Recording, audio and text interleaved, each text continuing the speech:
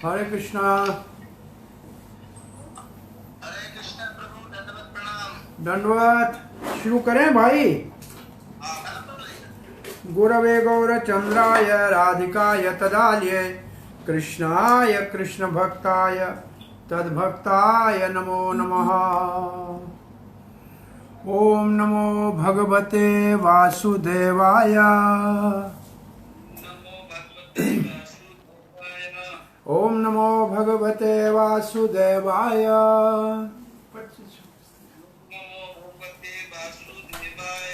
ओम नमो भगवते वासुदेवाय।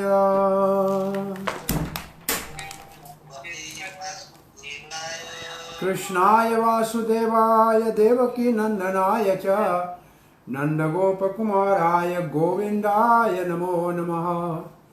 जय श्री कृष्ण चैतन्य प्रभु नित्यानंद श्री अद्वैत गदाधर शिवासादि गौर भक्त वृंद। हरे कृष्णा कृष्ण कृष्णा हरे हरे, हरे राम राम राम हरे हरे। हरे कृष्णा। मायापुर इंस्टीट्यूट के अंतर्गत भक्ति शास्त्री करने वाले भाग्यशाली हिंदी भाषा में श्रवण करने वाले साधुओं का स्वागत करते हैं। हमने भगवत गीता यथारूप के तीसरे अध्याय कर्म योग के अंतर्गत कर्म कांड से निष्काम कर्म योग के विभाग के अंतर्गत 13 श्लोक तक गत शनिवार को श्रवण किया था, अध्ययन किया था। आज हम 14वें श्लोक से शुभारंभ करेंगे और आगे बढ़ेंगे।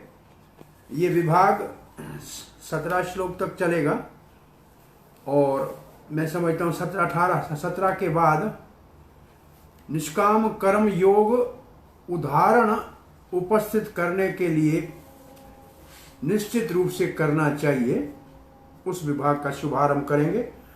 तो 14वें श्लोक का पाठ सुनिए। अनाद भवति भूतानि पर्जन्याद अनुसंभवः यज्ञाद भवति पर्जन्यो यज्ञ कर्म समुद्भव। प्रभुपाद जी से एक बार पाश्चात्य देश में लोगों ने पूछा कि भगवत गीता तो 5000 साल पुरानी है, उसकी आधुनिक युग में क्या आवश्यकता है। तो प्रभुपाद ने ये श्लोक 14वां कहा कि आज भी लोग अनाद भवति भूतानि, सारे ही प्राणी जिनको शरीर है उनका निर्वाह चलता है अन्न से, और प्रजन्याद अन्न संभव, बरसात से वर्षा होगी तो अन्न पैदा होगा, और यज्ञाद भवति पर, और यज्ञ करेंगे तो बरसात आएगी, और यज्ञ कर्म समुद्भव, और यज्ञ होगा जब कर्म करेंगे तब। तो प्रभुपाद ने कहा कि आज भी लोग अन्न खाते हैं कि नहीं खाते हैं। अगर खाते हैं तो बरसात से होता है कि नहीं होता है, तो उसके लिए यज्ञ करना चाहिए। तो ये श्लोक आज भी भगवत गीता सर्वकालीन है, सब काल के लिए है, सब लोगों के लिए है, सब समय के लिए है। तो इस श्लोक के अंतर्गत आप देखिए प्रभुपाद जी ने संस्कृत में बलदेव विद्याभूषण की टीका का वर्णन किया है, और उसके अंतर्गत परम पुरुष भगवान यज्ञ पुरुष के नाम से जाना जाता है। भगवान को यज्ञ पुरुष कहते हैं, और भगवान विष्णु का अर्थ है यज्ञ, और भगवान यज्ञ पुरुष है। तो देवताओं के लिए यज्ञ करते हैं। तो देवता कौन है? देवता भगवान के इस भौतिक संसार के नियंत्रण करने में अलग अलग विभागों के अधिपति हैं। जैसे एक प्रधानमंत्री होता है, बहुत से मंत्री होते हैं अलग विभागों के, ऐसे भगवान है प्रधानमंत्री, और ये जो ये देवता है ये है उनके मंत्रिमंडल। वो क्या करते हैं? उनके नाम प्रभुपाद ने लिखे, इंद्र है, चंद्र है, वरुण है। ये क्या करते हैं? ये हमारे को रोशनी देते हैं, जल देते हैं, हवा देते हैं, ये इनका काम है। तो देवताओं के लिए यज्ञ करेंगे तो वो बरसात करेंगे और फिर अन्न पैदा होगा और सारा संसार सुखी होगा। परंतु प्रभुपाद प्रचार की दृष्टि से भगवत गीता की शिक्षा को हम सबको समझाने के लिए क्या लिखते हैं। देखो, जब भगवान श्री कृष्ण पूजित हो गए तो सब देवता अपने आप ऐसे पूजित हो गए जैसे पेड़ की जड़ में जल देंगे तो सारा पेड़, उसके डालियां, पत्तियां, उसके फूल फल सब हरे भरे हो जाएंगे। ऐसे एक कृष्ण प्रसन्न तो सारे देवता अपने आप प्रसन्न। इसलिए भगवान के भक्त कृष्ण भावना में जो हैं वो भगवान को भोग अर्पण करके फिर प्रसाद खाते हैं। अब इस तात्पर्य से आपको एक छोटा सा 4-5 लाइन में लिखना है कि प्रसाद का क्या लाभ है। भगवान को भोग लगा के प्रसाद खाएंगे, उसका हमको क्या लाभ होगा, प्रसाद की क्या महिमा है। तो ये जो इतना पूरा ये परिच्छेद है, ये प्रसाद की महिमा है। प्रसाद हमारे शरीर को आध्यात्मिक रूप से पोषण करता है। हमारे शरीर का आध्यात्मिक पोषण प्रसाद से होता है। प्रभुपाद जी लिखते हैं, जैसे कोई महामारी बीमारी हो, जैसे अभी है कोरोना, तो उसके लिए वैक्सीन का सब प्रतीक्षा कर रहे हैं कि वैक्सीन आएगी, टीके लगेंगे तो बीमारी चली जाएगी। ऐसे प्रसाद एक ऐसा टीका है जिसको लगाने से भौतिक महामारी से बच जाते हैं। ऐसे ही भगवान विष्णु को अर्पण करने के बाद, भगवान कृष्ण को अर्पण करने के बाद जो भोग लगने के बाद प्रसाद आता है, उसका यही काम है।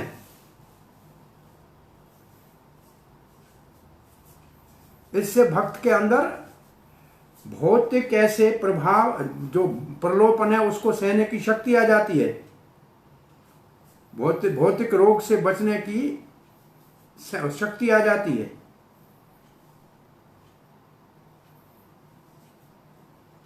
और ये भौतिक रोग क्या करता है, हमारी भक्ति में प्रगति में रुकावट डालता है, और प्रसाद उससे हमको बचाता है।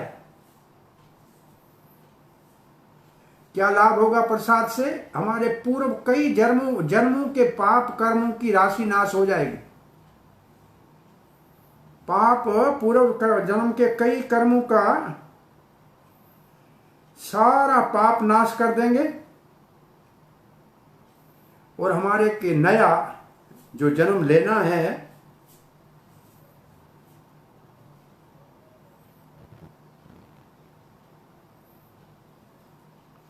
दूसरे जो लोग जो प्रसाद नहीं खाते हैं, भोग नहीं अर्पण करते हैं, वो पाप खाते हैं और दूसरे जन्म में सुअर, कुत्ते, बिल्ली के जूनी में चले जाते हैं।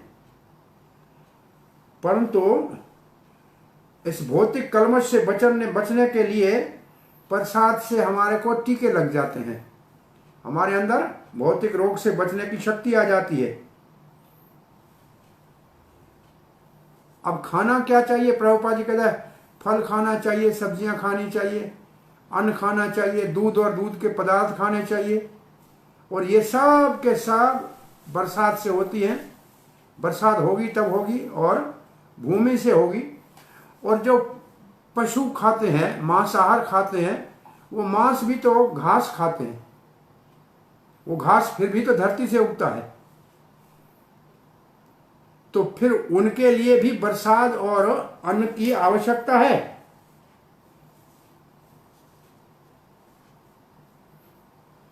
अब एक खास बात लिखी हुई है कि समाज के अंदर, संसार के अंदर, दुनिया में बरसात होने से, अन्न उत्पन्न होने से किसी वस्तु का अभाव नहीं होगा। अभाव नहीं होगा, ये प्रकृति का नियम है। अब प्रभुपाद जी एक बहुत सरल यज्ञ बताते हैं जिससे हमारी अभाव न हो समाज के अंदर, संसार के अंदर।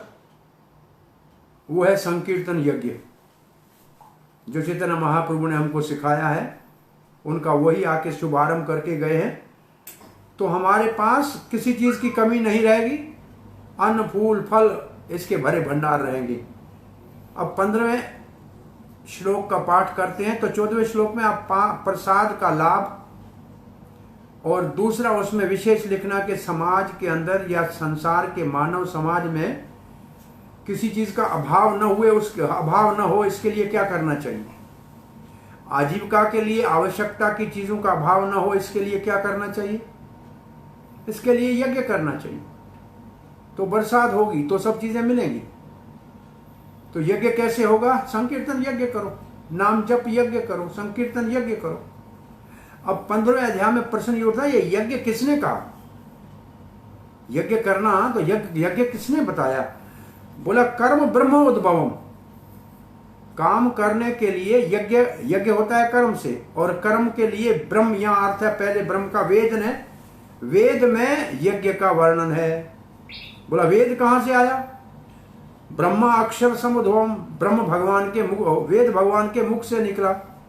ब्रह्म का अर्थ है, पहले ब्रह्म का अर्थ है वेद, और दूसरा अक्षर ब्रह्म भगवान। तो यज्ञ के लिए कहां कहा गया है? बोला वेद में। वेद कहां से निकला? भगवान के मुख से। इसलिए सब कर्म दिव्य स्तर पे हैं जो वेदों के अनुसार किए जाते हैं, और इसलिए यज्ञ में ही सारे कर्म जो है निहित हैं। अब प्रभुपाद जी एक श्लोक हम पहले पढ़ के आए हैं, 9वां श्लोक, उसका पहला शब्द यहां लिखा है, यज्ञार्थ कर्मणो। विष्णु के लिए कर्म करना चाहिए, यज्ञ के लिए कर्म करना चाहिए, तो उसको कहते हैं विष्णु के लिए कर्म करना चाहिए, कृष्ण के लिए कर्म करना चाहिए। अगर ऐसे भगवान के संतुष्टि के लिए नहीं कर्म नहीं करेंगे तो क्या होगा? तो जो काम भगवान की संतुष्टि के लिए नहीं हुआ उसका नाम है विकर्म। तो आप एक छोटा सा 15वें अध्याय में विकर्म की परिभाषा लिखिए। विक्रम का मतलब है वेदों के विपरीत कार्य करना, मनमाना कार्य करना।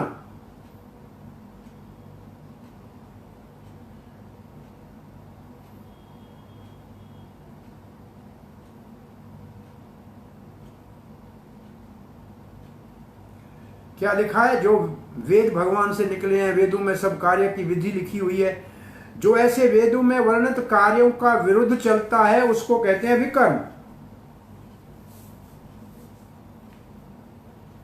और विकर्म का दूसरा अर्थ है अधिकृत कर्म नहीं है, किसी ने अधिकार नहीं दिया, अपने मन से कर रहे हैं, या पाप कर्म। विक्रम का दूसरा अर्थ है पाप कर्म।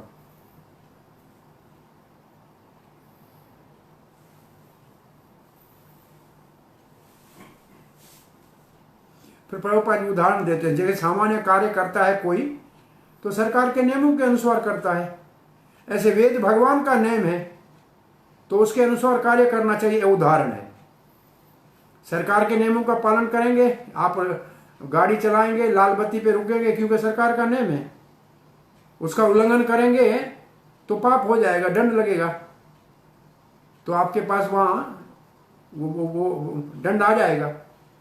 अब आगे आप देखिए प्रभुपाद जी क्या लिखते हैं, वेद भगवान के श्वास से निकले हैं, अपौरुष्य कहते हैं वेदों को, वेदों को कहते हैं अपौरुष्य, किसी पुरुष ने नहीं दिया है, भगवान के श्वास से प्रकट हुए हैं। फिर संस्कृत के श्लोक लिखा है कि चारों वेद, ऋग्वेद, यजुर्वेद, सामवेद, अथर्ववेद भगवान के श्वास से प्रकट हुए हैं।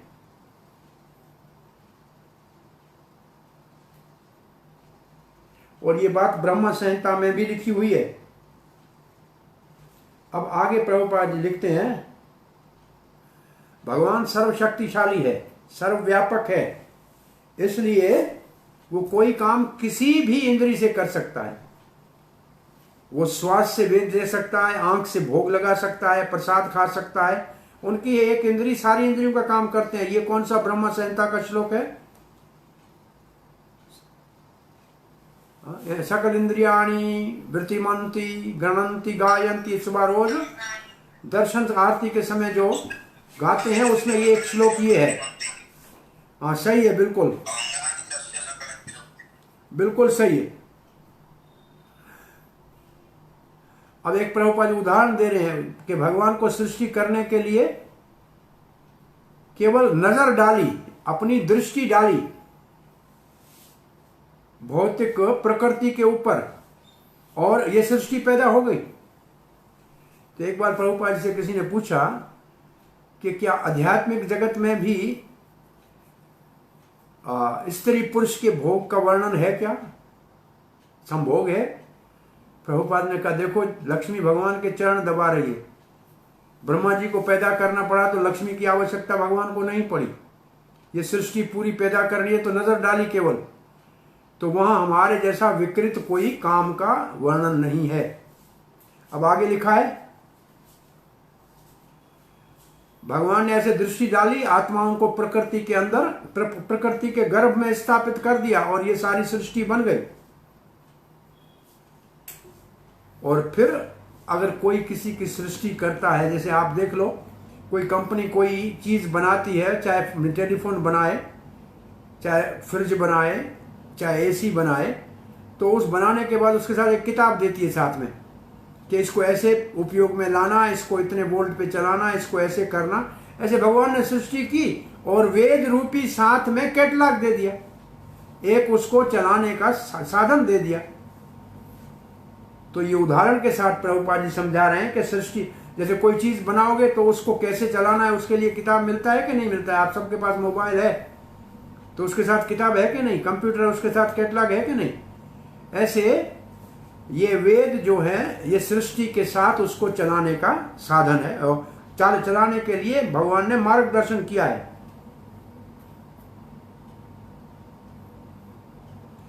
अगर हम वेदों के अनुसार काम करेंगे तो भगवत धाम जाने के अधिकारी हो जाएंगे, लेकिन भोग करेंगे तो संसार में फंसे रहेंगे।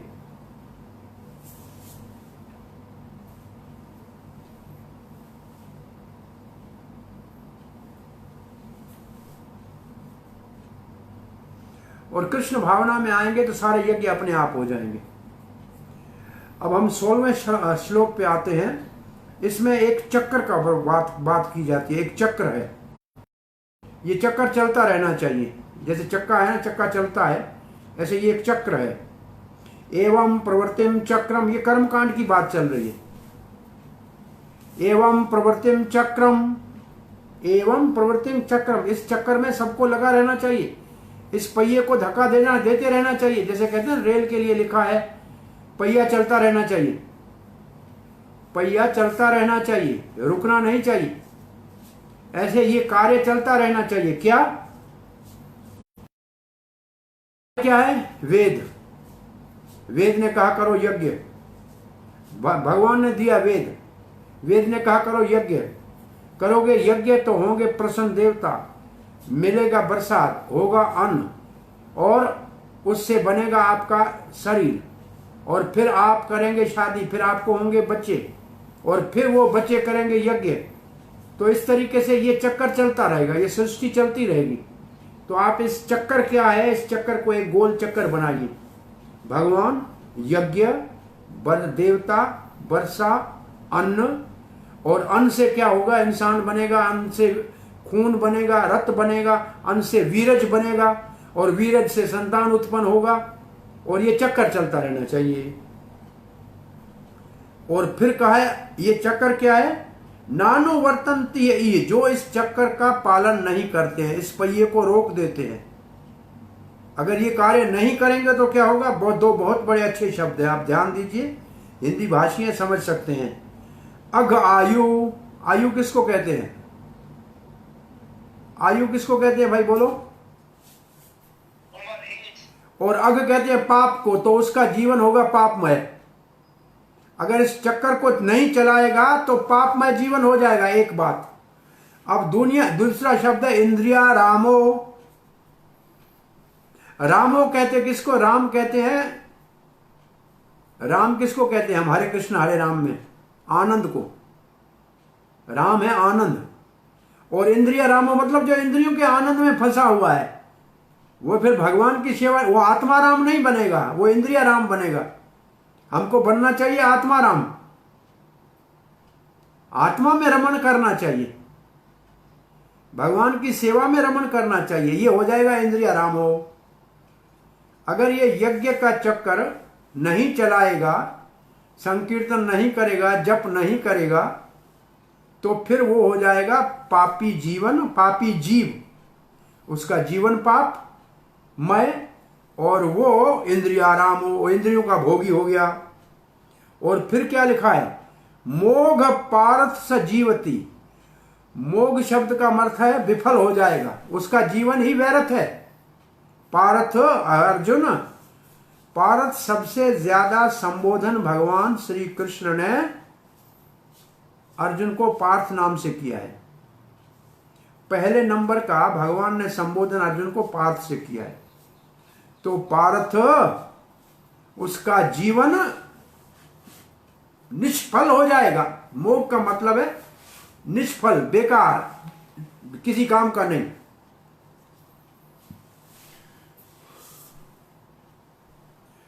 प्रभुपाद जी लिखते हैं एक ऐसा दर्शन है, क्या लिखा है हिंदी में उस दर्शन का नाम, जरा बताइए दर्शन का नाम क्या लिखा है। गधे की तरह मजूरी करो और फिर भोग करो। क्या दर्शन का नाम लिखा है हिंदी में? क्या लिखा प्रभु जी? सांसारिक विचारधारा का तिरस्कार करो। तो पहला शब्द पूरा पूरा एक पहली लाइन पढ़ो बेटा, पहला पूरा लाइन पढ़ो। इस श्लोक में भगवान ने कठोर परिश्रम करो और इंद्रिय तृप्ति का आनंद लो, इस सांसारिक विचारधारा का तिरस्कार किया। हाँ, तो ये संसारी विचारधारा लिखा है, जो ये इसको दर्शन लिखा है, एक विशेष दर्शन के लोग हैं। जैसे वो चारवाक कहता है क्या करो, जब तक जियो घी और चीनी और ये मान लो, चाहे पैसों का लो, कमा के लो या चोरी करके लियो, खाओ पियो मौज करो। तो ये जो है इसका समर्थन भगवत गीता में नहीं है। और इसके बाद क्या लिखा है, ऊपर कहे गए चक्र को, चक्र के लिए क्या शब्द लिखा है, चक्र ही और कुछ लिखा है, और यज्ञ चक्र को, ठीक है। और इस यज्ञ के चक्र को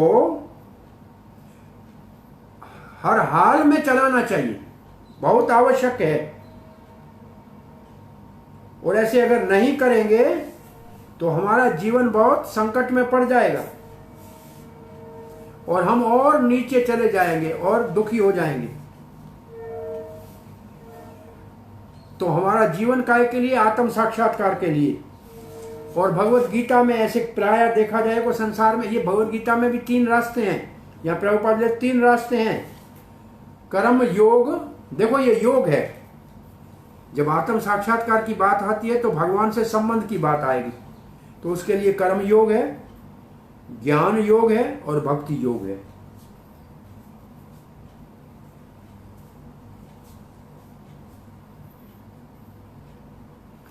उसके बाद जो लिखा है पुस्तक में, ये क्या है, 17वें श्लोक की भूमिका है। अब इसके बाद की लाइन देखो, तीनों यज्ञों के बाद लिखा है, परंतु जो दिव्य स्थिति में है, इसका मतलब जो कृष्ण भावना में है, जो आत्म साक्षात्कार कर चुका, उसके लिए ये यज्ञ का चक्कर करे न करे उसकी कोई आवश्यकता नहीं।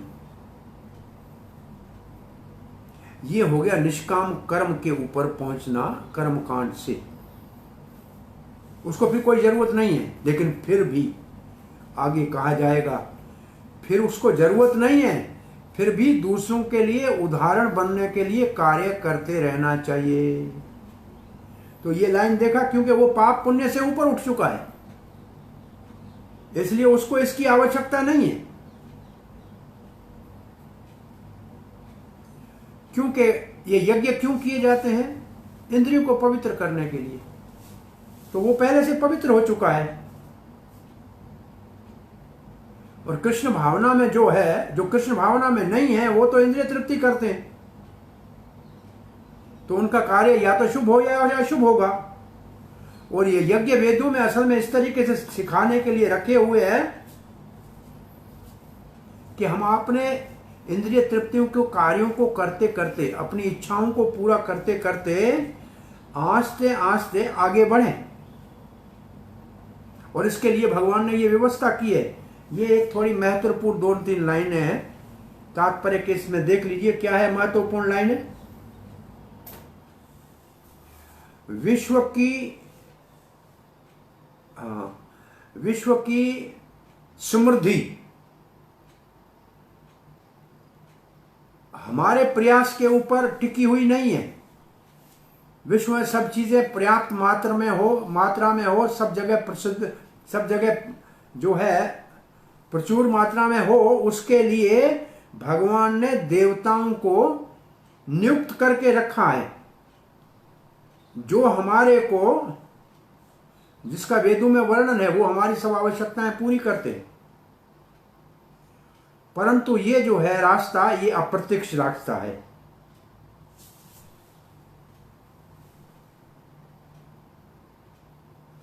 तो ये कृष्ण भावना अप्रत्यक्ष रूप में है।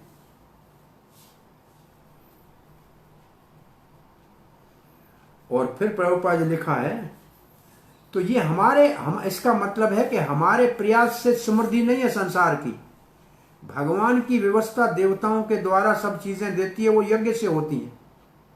अब लिखा है प्रभुपाद ने,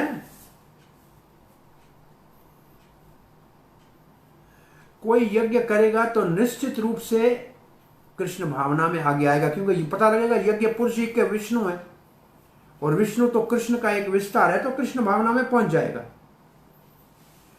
अगर कोई यज्ञ करे और कृष्ण भावना में नहीं पहुंचे, तो फिर उसका ये सारा कार्य क्या है?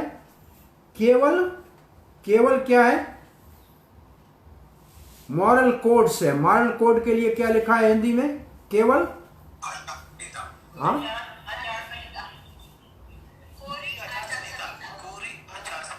कोरी आध्यात्मिकता तो नहीं है, शब्द होना चाहिए ओनली मॉरल कोड्स।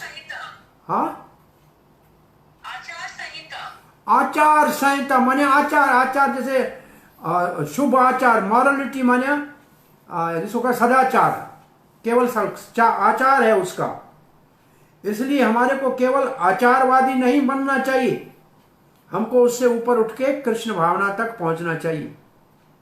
तो कोई यज्ञ कर रहे हैं, बहुत से लोग कहते हैं हमारा 108 कुंडे का यज्ञ है लेकिन कृष्ण का नाम नहीं है, तो क्या है? ये आचारवादी है, ये कृष्ण भावना भावित नहीं है। भागवत के पहले स्कंद में यज्ञ करने वाले 18वें अध्याय तक पहुंचते पहुंचते कहते हैं यज्ञ के धुएं से सब कुछ काला हो गया लेकिन अंदर साफ नहीं हो रहा। लेकिन आपकी भागवत कथा सुनते हैं तो हृदय पवित्र हो गया। तो असल में यज्ञ करते करते भगवान तक पहुंचना चाहिए। अब यहां ये विभाग पूरा हो गया, अथवा मेरे ख्याल में ये विभाग 17 तक था कि 19 तक था? हाँ, तो 17 और 18 में लिखा हुआ है आत्म साक्षात्कार व्यक्ति के गुण, जिसको कोई काम करने की आवश्यकता नहीं है। क्यों? और फिर एकदम कहेंगे 19 श्लोक में काम भले नहीं करने की जरूरत है, वो उससे ऊपर उठ चुका है, फिर भी काम करना चाहिए। क्यों? वो बताएंगे। तो आइए हम 17वें श्लोक को पढ़ते हैं। ये हम दूसरे विभाग में प्रवेश कर रहे हैं। निष्काम कर्म योग उदाहरण स्थापित करने के लिए करना चाहिए। ये 35 श्लोक तक जाएगा।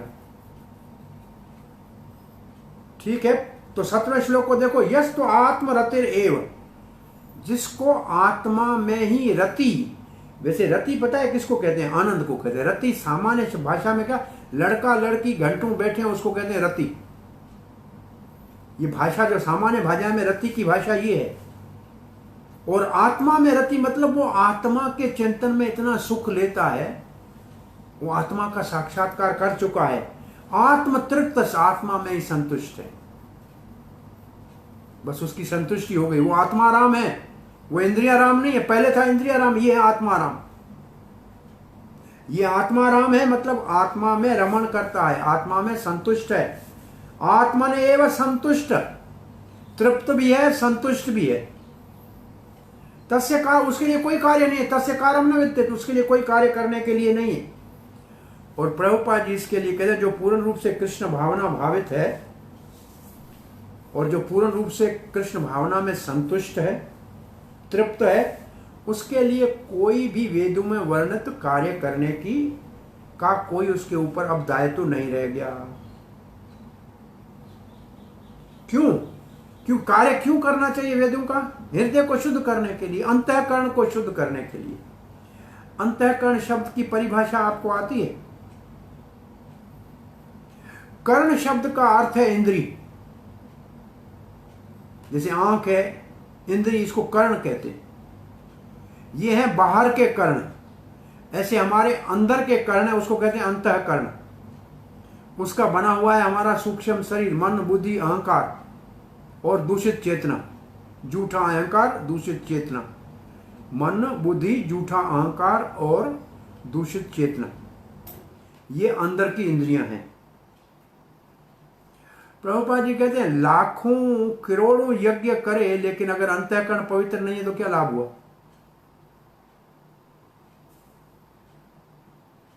कृष्ण भावना में हृदय शुद्ध हो जाता है, परंतु हजारों यज्ञों का फल एकदम कृष्ण भावना में हो जाता है। तो हम अपना हृदय कैसे शुद्ध करते हैं? अंतःकरण कैसे शुद्ध? चेतो दर्पण मार्जनम भव महाबाण वो परम विजय थे श्री कृष्ण संकीर्तन। भगवान श्री कृष्ण के नाम यज्ञ से अंतःकरण को पवित्र करते हैं। और जो ऐसे कृष्ण भावना में है उसको अपना भगवान के साथ नित्य संबंध क्या है, वो आत्मा है, तो वो भगवान का नित्य सेवक है, ये उसको पता लग जाता है। तो फिर उसका कार्य है वो स्वयं प्रकाशित हो जाता है भगवान की कृपा से। उसका कार्य कृष्ण भावना भावित हो जाता है, स्वयं कृष्ण कृपा से प्रकाशित कार्य हो जाता है। इसलिए फिर उसको वेदों के, जैसे हम दूसरे अध्याय में पढ़ के आए हैं, वेदों के पुष्प वाले लुभावने वाले वचनों से वो प्रभावित नहीं होता, उसका अतिक्रमण कर देता है। कौन? जो स्थित प्रज्ञ है। तो ये स्थित प्रज्ञ हो गया, इसकी बुद्धि स्थिर हो गई। किसके ऊपर? आत्मा के ऊपर। वो आत्मज्ञान में प्रवीण हो गया, निष्काम कर्म योग का फल उसको मिल गया।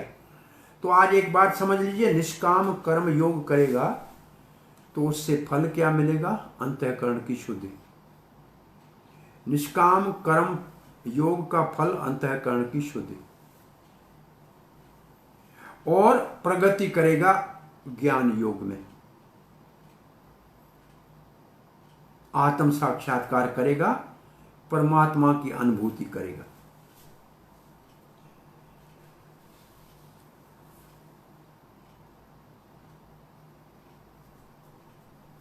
ऐसा कृष्ण भावना भावित भक्त, प्रभुपाद जी कहते हैं, न तो भौतिक कार्यों में रुचि रखते हैं और कोई सुख लेते हैं, और न ही उनको भौतिक चीजें, शराब, स्त्री, इस प्रकार के भोगों की आवश्यकता है।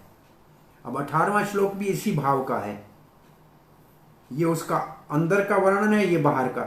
नैव तस्य कृतेनार्थो, भाई कोई काम करे तो उसका कोई लाभ होना चाहिए। अर्थ क्या? उसको कोई काम करने से लाभ की इच्छा ही नहीं है, चाहिए ही नहीं कुछ। और ना करते नहीं है कश्चन, और नहीं काम करे इसके लिए भी वो जिद नहीं करेगा। काम करने से कुछ प्राप्त होगा वो भी इच्छा नहीं है, और नहीं काम करूंगा ऐसा भी अड़ियल नहीं है, जिद्दी नहीं है। न चाह से सर्वभूतेषु कश्चित अर्थ व्यापार, किसी और का आश्रय नहीं लेगा कि इसकी सेवा करूंगा तब मुझे कुछ मिलेगा। 3 बातें हैं। अब देखिए, आत्म साक्षात्कार किया हुआ व्यक्ति कोई कार्य करने से उससे लाभ प्राप्त करेगा, ये इसकी उसको कोई जरूरत नहीं है। और काम नहीं करूंगा इसके लिए भी कोई कारण नहीं है। और वो किसी और दूसरे के ऊपर आश्रित है ही नहीं, किसी जीव के ऊपर आश्रित नहीं है, वो भगवान के ऊपर आश्रित है। तो इसमें लिखिए, देखिए आप, तात्पर्य छोटा सा है। कृष्ण भावना के अतिरिक्त और कोई कार्य नहीं करता है आत्म साक्षात्कार किया हुआ व्यक्ति। वो एक कार्य करता है केवल कृष्ण भावना का। देखो एक शब्द लिखा है, कृष्ण भावना निष्क्रियपन नहीं है, कामचोर बनना नहीं है। इसलिए कर्म योग कर्म संन्यास से बेहतर है। एक लाइन लिखी हुई है। कृष्ण भावना भावित किसी और का आश्रय नहीं लेता है। जहां तक किसी देवता का, किसी आदमी का, किसी मंत्री का, किसी का आश्रय नहीं लेता है। वो केवल कृष्ण की सेवा करता है, बस इतना काफी। असक्त सततम, सदा के लिए अनासक्त रहो। किससे? कर्म के फल से। कार्यम कर्म समाचर, और सदा कार्य को करते रहो। अपने जो आपके वर्णाश्रम के कार्य हैं या कृष्ण भावना के कार्य हैं, वर्णाश्रम के कार्य हैं तो कृष्ण भावना में करते रहो। वर्ण आश्रम के कार्य हैं तो कृष्ण भावना में करते रहो। असक्तो है आचरण कर्म, जो अनासक्त होकर कर्म करेगा, परमापन होती पुरुष, उसको भगवान की प्राप्ति होगी, परम पद की प्राप्ति होगी। इसका मतलब आपको करने की जरूरत नहीं है वेदों में वर्णित आपके वर्णाश्रम के कर्म, परंतु आप अनासक्त होकर ये कर्म करते रहोगे तो परम की प्राप्ति होगी। और परम की प्राप्ति का परम, परम शब्द के अर्थ है भगवान की प्राप्ति होगी। अब प्रभुपाद तात्पर्य लिखते 2 प्रकार के लोग हैं। एक है जो मुक्ति के विमुक्षु हैं, मुक्ति चाहते हैं, और दूसरे हैं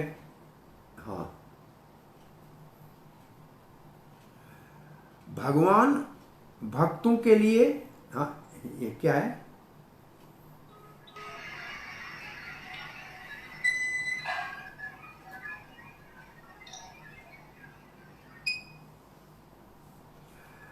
अब यहां देखो 2 बातें कही गई है कि भगवान एक ही है। परम की प्राप्ति का मतलब भगवान की प्राप्ति।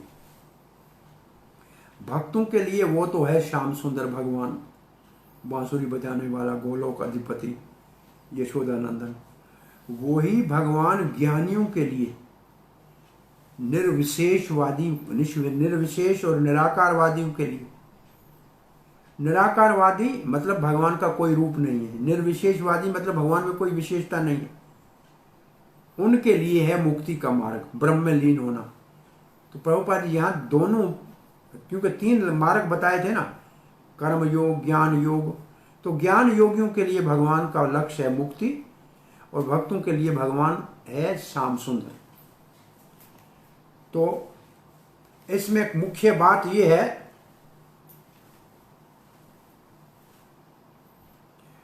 इसमें एक मुख्य बात है, पहले आपको ये कही गई है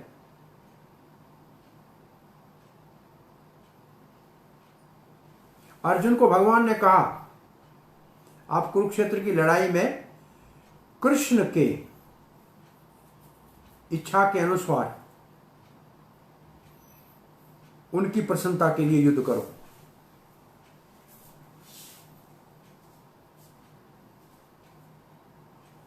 लेकिन अर्जुन कहता था नहीं, मैं ऐसे नहीं करना चाहता। परंतु भगवान ने कहा ऐसे करो। क्यों? कोई अच्छा आदमी हो, अपने आप को कहे कि मैं अहिंसावादी हूं, मैं हत्या नहीं करूंगा, तो ये भी आसक्ति है ना। और प्रभुपाद ने कहा क्षत्रिय हो और युद्ध भूमि में कहे कि मैं अहिंसक हूं, मैं किसी को मारूंगा नहीं, तो ये तो इसके लिए शब्द कहा कहना चाहिए, ये तो मूर्ख की भाषा है। तो यहां लिखा क्या है? परंतु भगवान के लिए वही कार्य किया जाए अनासक्ति के, फल की इच्छा रहित होकर,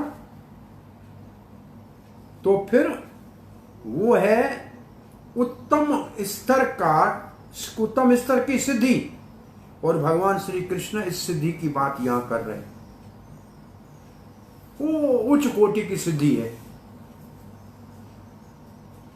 तो अर्जुन को अहिंसावादी नहीं बनना था, नहीं बनना चाहिए। उठ के गांडी उठा के भगवान की, कृष्ण की प्रसन्नता के लिए, क्योंकि ये सारा कृष्ण की योजना थी।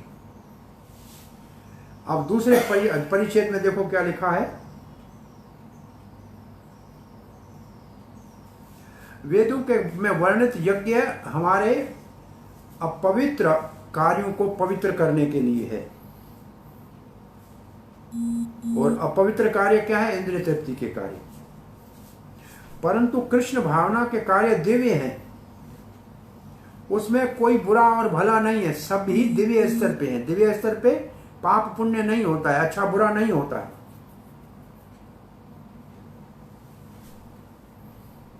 इसलिए वो सारे कार्य, अच्छा लड़ाई करना अच्छा कार्य तो नहीं है मारना, लेकिन वो भी भगवान के लिए करे तो वो भी शुद्ध है, पवित्र है। तो कृष्ण का भावना भावित सब कार्य दिव्य स्तर पे करता है। अब उदाहरण दे रहे हैं। मानो अर्जुन ने पूछा ऐसे कौन कार्य करता है, करने की जरूरत नहीं है फिर क्यों करेगा? तो कहते हैं कर्मणे ही संसिद्धिम, कर्म करने से ही पूर्ण रूप से सिद्धि प्राप्त की। बोला किसने? जनकादि राजा आस्थिता जनकादि है, जनकादि राजाओं ने। महाराज जनक है, महाराज युधिष्ठिर है, महाराज परीक्षित है, ऐसे महाराज अम्बरीश है। इन सब ने कार्य नहीं छोड़ा। क्यों किया कार्य? फिर उन्होंने जरूरत नहीं थी तो। लोक संग्रह एवापि, लोगों के लिए उदाहरण बनने के लिए, लोगों को शिक्षा देने के लिए। तो आप निष्काम कर्म योगी होकर काम करो, जबकि आपको काम करने की कोई आवश्यकता नहीं। आप वर्णाश्रम से ऊपर उठ चुके हो, फिर भी अपने वर्णाश्रम का कार्य धर्म का पालन करो। काय के लिए? सामान्य प्रजा को शिक्षा देने के लिए, उदाहरण बनने के लिए। अब प्रभुपाद जी के तात्पर्य को देखिए। तो जो आत्म साक्षात्कार का व्यक्ति है, कृष्ण भावना भावित है, उसको कोई कार्य करने की जरूरत नहीं है। फिर भी वो भगवान कहते हैं कि दूसरों को सिखाने के लिए, उदाहरण बनने के लिए कार्य करता रहना चाहिए। फिर जनक जी की थोड़ी सी इतिहास बता रहे हैं। ये रामचंद्र जी के ससुर हैं, सीता के पिता हैं, बहुत बड़े महान। और ये लिखा है कि मिथिला के राजा थे। ये सब पूरा उनकी थोड़ी सी कहानी लिखी है। और ये कहानी लिखकर भगवान अर्जुन को शिक्षा दे रहे हैं कि आप भी राजऋषि हो, आपको भी अपना कर्तव्य निभाना चाहिए। मुख्य बात क्या लिखा है देखो, यहां ध्यान दे के पढ़ना। भगवान श्री कृष्ण जो अर्जुन के नित्य सखा हैं, इन दोनों को कुरुक्षेत्र में लड़ने की कोई आवश्यकता नहीं थी।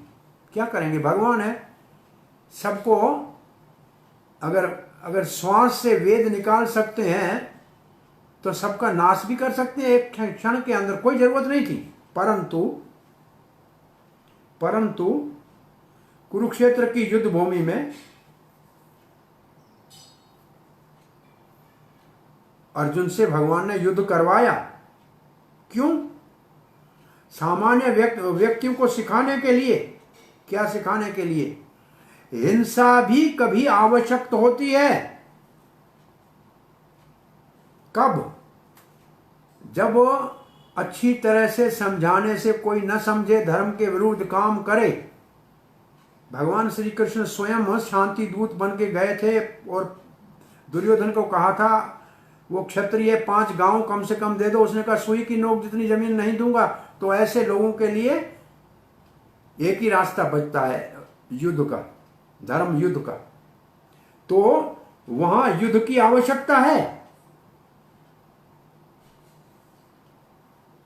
अब नीचे देखो, ऐसे सही उद्देश्य के लिए, सही कार्य के लिए लड़ने की आवश्यकता पड़ती है। वैसे तो कृष्ण भावना भावित व्यक्ति इस संसार में उसकी कोई आसक्ति नहीं है, कोई लाभ नहीं लेना है उसको। परंतु फिर भी सामान्य लोगों को शिक्षा देने के लिए वो सदा कार्य करता रहता है, अपना निर्धारित कार्य करता रहता है। और जो बहुत अनुभवी व्यक्ति है कृष्ण भावना में, वो कभी कार्य को त्यागता नहीं है और उदाहरण अर्थ कार्य करता रहता है। इसका वर्णन अब हम 21वें श्लोक में सुनेंगे। ये बहुत प्रसिद्ध श्लोक है। इसको कहते हैं आचार्य प्रणाली। आचार्य किसको कहते हैं, या गुरु किसको कहते हैं? यद्यद आचरति श्रेष्ठ है, श्रेष्ठ जो जो आचरण करेगा, तत्तद एवत्रो जनः, सामान्य लोग उसका अनुकरण करेंगे। सयत प्रमाणम कुरुते, वो जो भी उदाहरण स्थापित करेगा, लोकस्तद अनुवर्ते, लोग उनके पीछे चलेंगे। प्रभुपाद जी कहते हैं ऐसे हर समाज में नेता की आवश्यकता है। और फिर एकदम कहते हैं जो सिगरेट पिए और दूसरों को कहे कि आप नशा मत करो, वो नेता नहीं है, वो झूठा है। इसके बाद लिखा है, अब देखो, इसलिए आचार्य किसको कहते हैं, शिक्षक किसको कहते हैं, जो अपने अपने आचरण से शिक्षा देता है। चैतन्य महाप्रभु कहते हैं आचार और प्रचार दोनों होना चाहिए। आचरण होना चाहिए, फिर प्रचार। आचार प्रचार दोनों की आवश्यकता है। सनातन गोस्वामी कहते हैं आपका आचार भी है और आप प्रचार भी कर सकते हैं, दोनों किसी में हो, ये बहुत बड़ी बात है। किसी में केवल आचार होता है लेकिन प्रचार नहीं करता है, मतलब दूसरों के लिए उदाहरण स्थापित करने के लिए कार्य नहीं करता है। और कोई प्रचार करता है तो उसको आचार नहीं है, उसके उसके उसके आचार का आचार पड़ गया है और वो तो सड़ गया है। उसका काम में वो तो चाय पीता है, सिगरेट पीता है और प्रचार भी करता है, ऐसे बहुत सारे हैं। तो आचार भी चाहिए और प्रचार भी चाहिए। तो आचार का आधार क्या होना चाहिए? ऐसे श्रेष्ठ व्यक्तियों कौन से नापदंड से पता करेंगे कि ये आचरण कर रहा है? शास्त्र। शास्त्र के निर्देश और शिक्षा के अनुसार जो आचरण करता है और प्रचार करता है वो आचार्य है। और शास्त्रों के नाम प्रभुपाद ने लिखा है, जैसे मनु संहिता है और ऐसे दूसरे धर्म शास्त्र हैं मानव समाज के लिए। और इसके बाद 3 श्रेष्ठ व्यक्ति समाज के अंदर प्रभुपाद ने लिखे हैं। एक है पिता, एक है राजा और एक है स्कूल का अध्यापक। स्वयं सिगरेट पिए और बेटे को कहे मत पीना तो ये गलत है। राजा आचरण है प्रजा के लिए और अध्यापक आचरण है अपने छात्रों के लिए, ये सामान्य आचरण है। और भागवत में चौथा भी लिखा है गुरु। पति उदाहरण है, आचार्य है पत्नी के लिए। अब हम जाते हैं और इन सब के ऊपर बहुत बड़ा दायित्व है। इन आचार्य, इन समाज के प्रतिष्ठित व्यक्तियों के ऊपर जो आचरण से दूसरों को शिक्षा दें, उनके ऊपर बहुत बड़ा दायित्व है अपने आश्रितों को सद्मार्ग पे चलाने का। अब भगवान ने आज श्रेष्ठ की बात की तो उदाहरण किसका दे रहे हैं? अपना। 3 श्लोकों में भगवान श्री कृष्ण अपना उदाहरण दे रहे हैं और कह रहे हैं मुझे कुछ करना नहीं है दुनिया में पार्थ, कुछ करने से मुझे कुछ मिलेगा इसकी मुझे जरूरत नहीं है। मैं आत्माराम हूं, आपत काम हूं, मुझे मेरी कोई इच्छा नहीं है और फिर भी मैं सब कर्म करता रहता हूं, मैं कर्म में लगा रहा हूं। तो ये श्लोक में भगवान अपने लिए कहते हैं, अपनी छाती को हाथ रख के कहते हैं अर्जुन तुम मेरे को देखो ना। तो इसमें पहले 2 श्लोक वेद से दिए हुए हैं।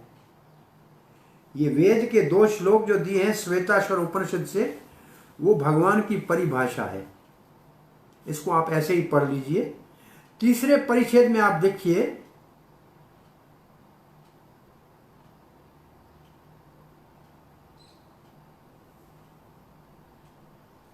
भगवान 6 गुण संपन्न है, फिर भी कार्य करते हैं, कार्य का फल नहीं चाहिए उनको।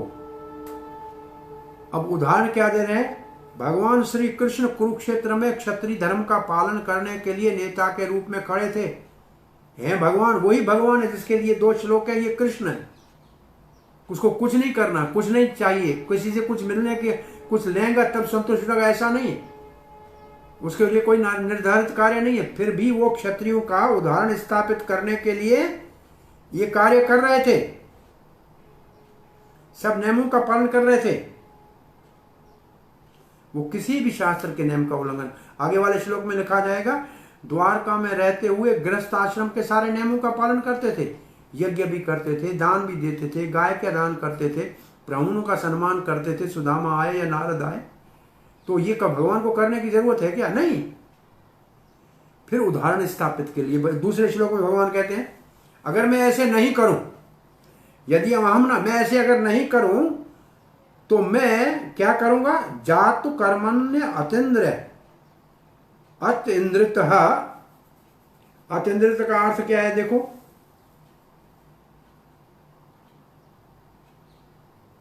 सावधानी से मैं अगर कार्य ऐसे नहीं करूं तो क्या होगा? मम वर्तमान लोग मेरा पीछे नकल करेंगे, कहेंगे कृष्ण ने ऐसे किया। सारे लोग फिर ऐसे करेंगे जैसे कोई, सब निकम्मे हो जाएंगे। भरत ने रामायण में रामचंद्र के वनवास के बाद जब भरत आया और कहा कि आप राज तिलक स्वीकार करो, आचार्य ने कहा, प्रजा ने कहा, सामंत ने कहा, माताओं ने कहा, भरत ने कहा देखो बड़े भाई के होते हुए छोटा कभी राजा बना है, ऐसा कोई उदाहरण है इक्ष्वाकु वंश में? तो अगर मैं आज राजा बन जाऊंगा तो लोग कहेंगे पिता मरे तो मरने दो, बड़ा भाई वन में जाए तो जाने दो, माता के समान बड़ी भाभी वन में भटकते हुए कांटों में लपटते हुए छोटा भाई लक्ष्मण ऐसे कंदमूल खाए तो लोग कहेंगे क्यों? बोला भरत ने ऐसे किया था ना।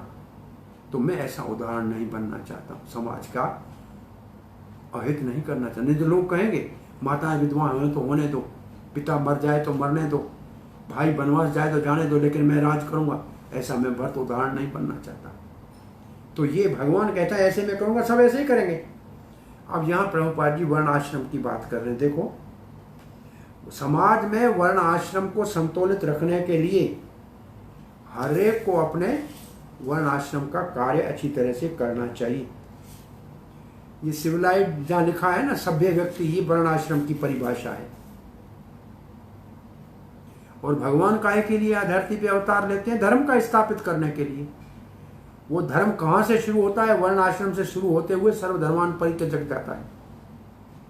जहां दो धर्मों का वर्णन आप समझ लिए, समाज एक है भागवत धर्म का वर्णन और एक है वैदिक धर्म का वर्णन जो वर्णाश्रम से शुरू होता है। हम भी कृष्ण भावना में कौन से धर्म का पालन करते हैं?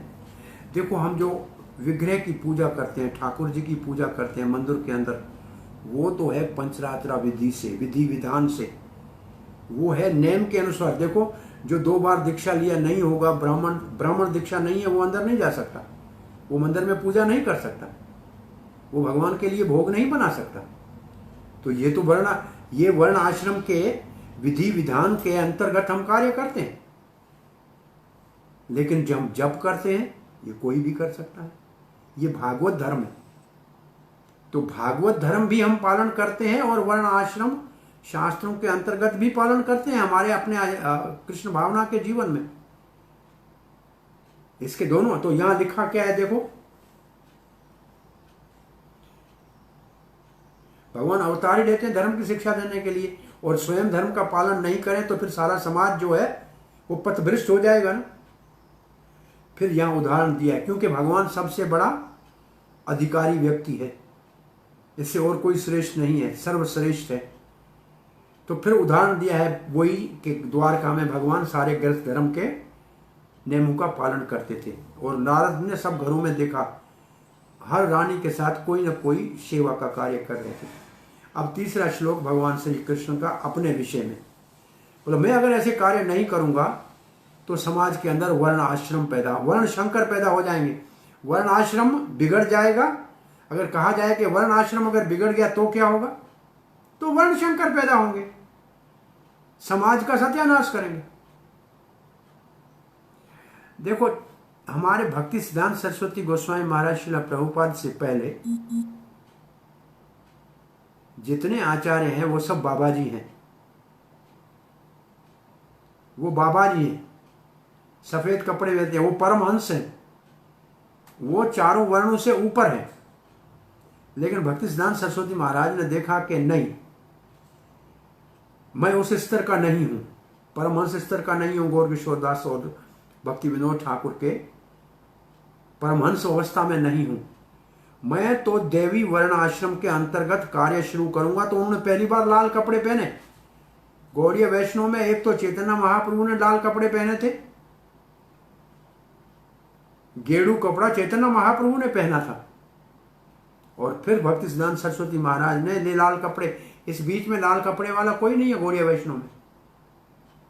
जितने 4-6 गोस्वामी हो या उसके बाद 3 प्रभु हो, श्यामानंद हो, और नरोत्तम दास हो, श्रीवास नवास हो, या जो है अपना उसके बाद आया विश्वनाथ चक्रवर्ती पाद हो, या भक्ति विनोद ठाकुर तक, ये सब परमहंस है। परंतु कलयुग के प्रभाव से भक्ति सिद्धांत सरस्वती गोस्वामी ने दैवी वर्णाश्रम, दैवी वर्णाश्रम का मतलब ऐसा वर्णाश्रम नहीं जो केवल दिखावे का हो, दिव्य वर्णाश्रम जिसमें कृष्ण भक्ति तो होनी चाहिए लेकिन समाज के नियमों का भी पालन करना चाहिए। तो हम आगे जाते हैं। वर्ण शंकर क्या है? वर्ण शंकर, पहला शब्द ही है वर्ण शंकर। और ऐसे गैर जरूरी निकम्मे समाज के अंदर बहुत बड़ा वर्ण आश्रम का विनाश करते हैं, ऐसे लिखा हुआ है। और नीचे लिखा है भगवान सारे जगत का पिता है। और पहले भगवान प्रभुपाद ने लिखा है पिता उदाहरण होना चाहिए। तो समाज के पिता है भगवान, सारे जीवों के पिता है। अगर भगवान ठीक नहीं करेंगे सब पथभ्रष्ट हो जाएंगे, और ये सारा दायित्व भगवान कहते हैं मेरे ऊपर आएगा।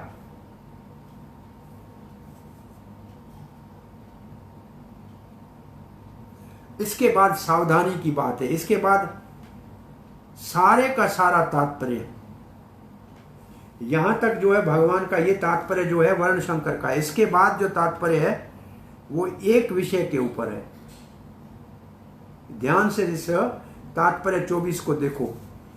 भगवान की शिक्षाओं का हमको अनुकरण करना चाहिए, उनका अनुगामी बनना चाहिए, परंतु उनका नकल नहीं करना चाहिए। अब सारा तात्पर्य इसके ऊपर है। कोई कहे कि कृष्ण रासलीला कर रहा था, हम करेंगे, तो फिर प्रभुपाद कहते उसको बोलता हूं गोवर्धन भी उठाओ। फिर 2 श्लोक भागवत के इसके लिए दी है कि रासलीला के विषय में श्लोक दिए। जब परीक्षित महाराज ने पूछा तो सुखदेव महाराज ने यह कहा कि शंकर जी विष पी सकता है, फिर भी नीलकंठ होता है और महादेव के नाम से पूजा जाता है, और कोई मूर्ख अगर विष पिएगा तो मर जाएगा। ऐसे अगर कोई कृष्ण का नकल करेगा, शंकर जी की तरह कोई करे, तो फिर वो नष्ट हो जाएगा। तो सिद्धांत क्या है? सिद्धांत है भगवान के शिक्षाओं का पालन करना चाहिए, उनके लीलाओं का नकल नहीं करना चाहिए।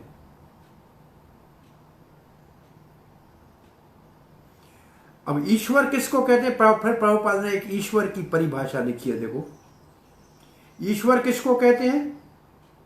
ये 2 श्लोकों का तात्पर्य देने के बाद ईश्वर की परिभाषा लिखी है। जो सूर्य चंद्र को नियंत्रण में रखता है। अब कोई ईश्वर नहीं है, शिव सूर्य चंद्र को तो बस में रख नहीं सकता है, अपनी आंख तो अपने बस में है नहीं।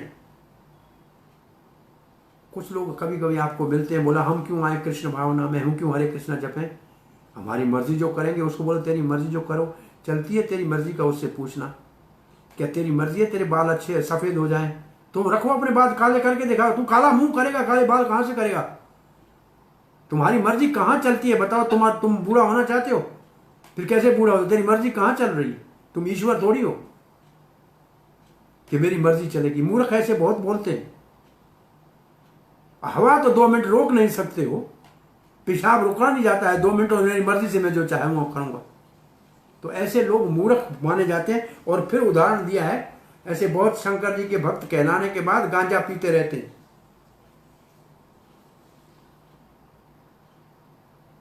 और ऐसे बहुत सी अपसंप्रदायां हैं जो कृष्ण के भक्त कहते हैं, लेकिन लड़कियों के साथ रासलीला का व्यवहार जो है विहार करने की चेष्टा करते हैं। ये प्रभुपाद जी ने लिखा है। और अब 25वें श्लोक से आगे निष्काम भाव से कैसे काम करना चाहिए, निष्काम कर्म योग कैसे करना चाहिए, या बुद्धि योग में स्थित होकर काम कैसे करना चाहिए, ये 25वें श्लोक से शुरू हो रहा है। सक्ताः कर्मणि अद्विद्वांसो, जो अविद्वान नहीं है, जो बुद्धिमान नहीं है, विद्वान नहीं है, जिसको ज्ञान नहीं है, विद्या नहीं है, वो आसक्ति से कार्य करता है कि कुछ मुझे फल मिलेगा, ये मैं कार्य करूंगा इसका मुझे फल मिलेगा। यथा कुर्वन्ति भारत, जिस प्रकार से अविद्वान मतलब अनजान, अनजान जैसे फल के लिए काम करते हैं, कुर्याद विद्वान तथा आसक्त, और जो विद्वान है वो अनासक्त होकर कार्य करते हैं। बोला क्यों करते हैं?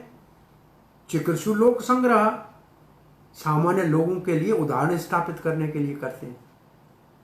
दोनों एक जैसा काम करते हैं। प्रभुपाद जी इसके तात्पर्य में लिखे, एक कृष्ण भावना हो और दूसरा सामान्य हो, दोनों का काम एक जैसा लगेगा दोनों एक जैसा काम कर रहे हैं, लेकिन दोनों में बहुत बड़ा अंतर है। दोनों गाड़ी चला रहे हैं, दोनों दुकान चला रहे हैं, किताबों का दुकान चला रहे हैं, लेकिन दोनों में बहुत बड़ा अंतर है। सामान्य व्यक्ति अपने इंद्रिय तृप्ति के लिए कार्य करता है और सुख भोगना चाहता है स्वयं, और कृष्ण भावना भावित केवल कृष्ण की इंद्रियों को तृप्त करने के लिए काम करता है और उसका कोई उद्देश्य नहीं। सारा तात्पर्य इसके ऊपर है, हमारी इच्छा के ऊपर। दोनों में अंतर किस चीज के ऊपर निर्धारित है? वो किस चीज के ऊपर आधारित है अंतर? उसकी इच्छा के ऊपर। सामान्य व्यक्ति की इच्छा इंद्रिय तृप्ति की है, भक्त की इच्छा कृष्ण की सेवा की है, बस ये अंतर। इस अंतर को कहते हैं एक भोग के लिए कार्य करता है और एक सेवा के लिए कार्य करता है। एक भोगी है, एक सेवक है। अब उदाहरण दिया जा रहा है क्या कि ऐसे बहुत सारे लोग हैं जो अविद्वान हैं, वो करते हैं काम काय के लिए? भोग के लिए। तो विद्वानों को क्या करना चाहिए? डंडा उठा के उसको मारना चाहिए समाज के अंदर? उसको नहीं। ये बहुत अच्छा 2 श्लोक इस प्रसंग में बहुत बड़े सावधानी के। न बुद्धि भेदम जन्येत, उनकी बुद्धि में भेद मत करो, उनको बुरा भला मत कहो। अज्ञानम कर्म संगी नाम, जो अज्ञान के कारण कर्म में लगे हुए हैं फल के भोग के लिए, उनकी बुद्धि में भेद मत करो, उनको परेशान मत करो। बोला फिर क्या करें? जोशियत सर्व कर्म, उनको सारे कर्म में लगाओ। विद्वान युक्त समाचार, उन लोगों को अच्छी तरह से कर्म में लगाने के लिए विद्वान अपने कार्य को करता है।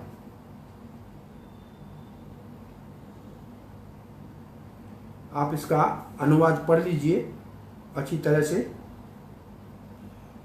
अब बात है, प्रभुपाद ने विद्वान का मतलब, विद्वान की परिभाषा ली है। विद्वान हो जो वेद को जानता है। जैसे देखो धनवान किसको कहते हैं? जिसके पास धन हो वो हो गया धनवान। धन है तो धनवान, और विद्या है तो विद्वान। तो विद्या कहां से आई? वेद से। ऐसे जो धनवान है वो भाग्यवान नहीं है। धनवान और भाग्यवान में बहुत बड़ा अंतर है। और जिसके पास भगवान है, जिसके पास भगवान है वो भाग्यवान, धन है वो धनवान, विद्या है वो विद्यावान, और पाप है वो अज्ञान, उसको कहते हैं अज्ञान।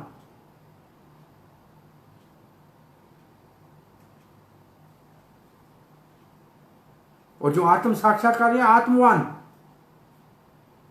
तो यहां जो लिखा है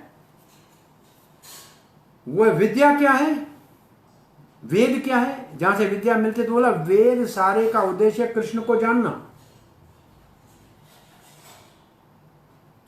वैदेश सर्वे अहमे वेदो, 15वें अध्याय का श्लोक है। 15 वेदों का अर्थ है कृष्ण को जानना।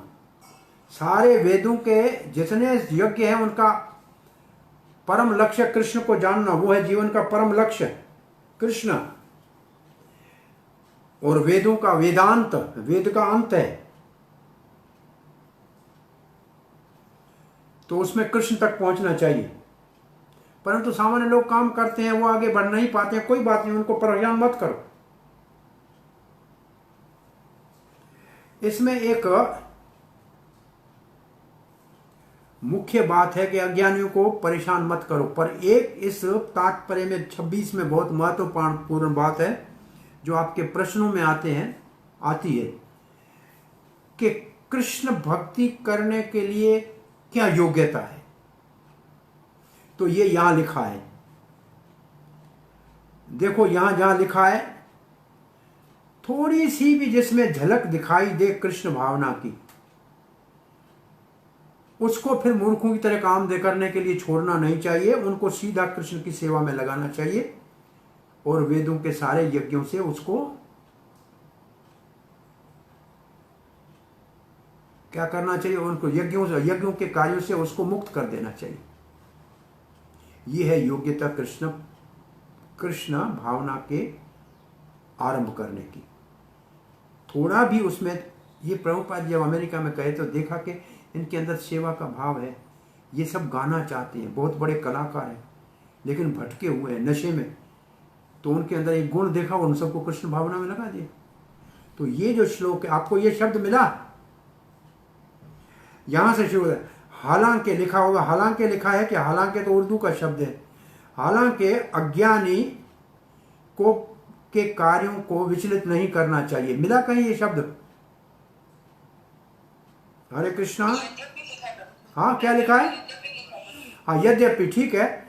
और इसके बाद क्या है? इसके बाद जो है, परंतु जिसके अंदर थोड़ी भी कृष्ण भावना की झलक दिखाई दे, उसको सीधा कृष्ण की सेवा में लगाना चाहिए। यह है अधिकार कृष्ण भावना में प्रवेश का। ठीक है। अब ये श्लोक आपको याद करना है भक्ति शास्त्री में। ये आपका बरजबान याद करने का, कंठ करने का श्लोक है। इसका पाठ कीजिए मेरे साथ। प्रकृति क्रियमाणानि गुण ही कर्माणि सर्वशः अहंकार विमूढ़ात्मा कर्ता अहम इति मन्यते। इस श्लोक को आप एक छोटे से जो नेम कार्ड होता है ना, किसी विजिटिंग कार्ड किसी का, उसके पीछे लिख दीजिए और जेब में रख दीजिए। और रोज इसको 3 बार कम से कम पढ़िए, 4 बार पढ़िए, जब टाइम मिले पढ़िए, घूमते पढ़िए, फिरते पढ़िए, बैठते पढ़ते, खाने से पहले पढ़िए, खाने से पहले पढ़िए, सोने से पहले पढ़िए, तो आपको 3-4 दिन में याद हो जाएगा। इसमें मुख्य बात क्या है कि सारे कार्य प्रकृति के गुणों के द्वारा स्वभाव के कारण हो रहे हैं, लेकिन मूर्ख समझता है कि मैं करता हूं। इस श्लोक का अर्थ ये है।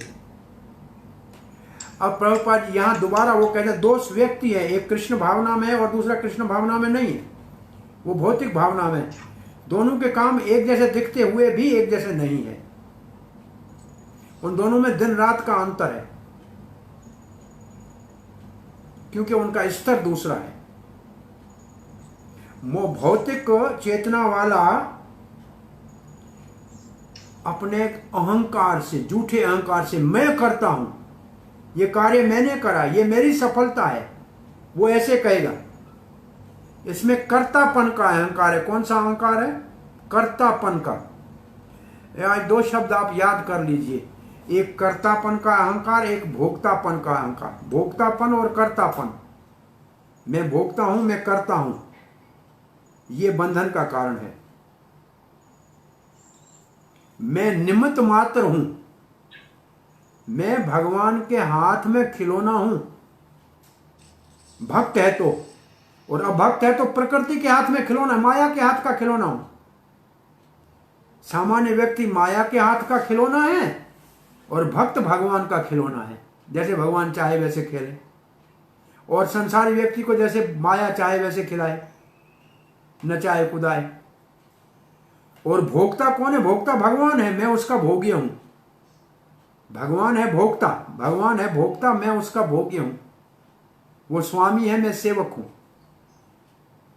तो भोक्तापन और कर्तापन बंधन का कारण है, और भौतिक चेतना वाला भोक्तापन और कर्तापन के झूठे अहंकार में बंधा हुआ है। ठीक है। तो प्रकृति किसके निर्देश में काम करती है? भगवान के। 9वें अध्याय में आएगा, मया दीक्षेण प्रकृति सूयते सचराचरम। ये प्रकृति मेरे निर्देश में कार्य करती है, चर और चर जगत चर को चलाती है। और ये भौतिक चेतना वाले व्यक्ति को ज्ञान नहीं है, उसको ये जानकारी नहीं है। कि ये प्रकृति के, वो प्रकृति नचा रही है, प्रकृति भगवान के इशारे पे चल रही है। एक पहले भगवत गीता में फोटो हुआ करता था, पता नहीं आजकल है कि नहीं है, ऊपर कृष्ण, नीचे माया, और फिर उसके हाथ में रस्सियां, और जिससे नचा रही है जीवों को। तो नीचे जीव, फिर कठपुतली को जैसे नचाती है, वहां ऊपर माया देवी और उसके ऊपर कृष्ण। एक ऐसा चित्र है, अभी है, अभी भी है ना। हाँ, तो ये उदाहरण है, ये उदाहरण है। अब देखिए, ये मुख्य बात है यहां। झूठे अहंकार वाला व्यक्ति सारा ही सूक्ष्म शरीर है, दोनों। देखो दोनों शरीरों का वर्णन, ये दोनों शरीर, स्थूल शरीर जो मर जाने के ऊपर जिसका अग्नि संस्कार करते हैं, और सूक्ष्म शरीर जो आत्मा के साथ जाता है, और जो होगी तब प्रकृति। और ईश का मतलब है स्वामी, इंद्रियों का स्वामी। तो ऐसे लोग क्यों करते हैं? दो कारण दिए हैं। 28 में देखियो शब्द क्या है? तत्व, जो तत्व को